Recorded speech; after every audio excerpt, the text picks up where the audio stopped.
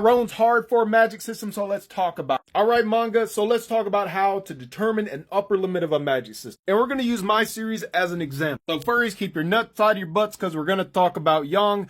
All sources of magic come from her, and we're gonna talk about spellcasters specifically. We're not gonna talk about crotch poking monks because they are different. So first, we need to define what an upper limit is. An upper limit is literally just saying this is the capacity that a spell or a power can do. There is no going above. For example, the femboy magician. He clearly states here, I am a magician and I have 26 untapped cards. So in terms of casting capacity, that is his hard limit. There is nothing more than that. Once he's got the 26 tapped, he's done. And the reason you put a hard cap on something like that is because you do not want him to have the ability to constantly just use cards over and over and over.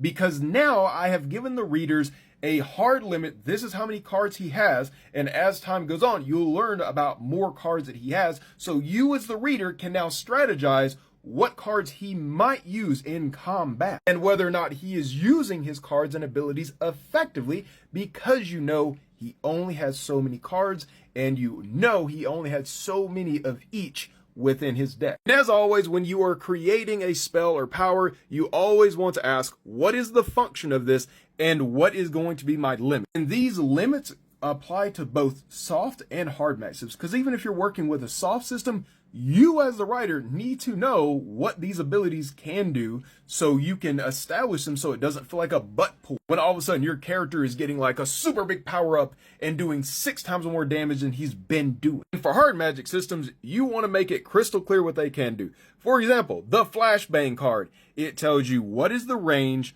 what is the radius, what is the duration, and most importantly, what the risk of using this ability is. If he loses the ability to cover his eyes, he's getting flashbanged just like everyone else. And in this situation, failure to communicate to your team means they get flashbanged as well. And if you keep on flashbanging them, they're going to be mad at you. And something you need to be aware of whenever you are crafting a magic system is when you create a power, you need to make sure, unless you're doing a power fantasy, that there is a reason why a main character may choose not to use that power in all situations. Because if he has the ultimate win card because of this power, because you have lackluster limits on it, any problem can be solved and the story is then pointless, or you have a bunch of continuity errors. And continuity errors are leaps in logic within the story. Like, for example, a character casts Fireball, it does fire damage, but a little bit later in the story, without any explanation, he casts Fireball and it erupts in ice. That's a continuity error. Or if you have a chair in a single room when they visit it and next time it's gone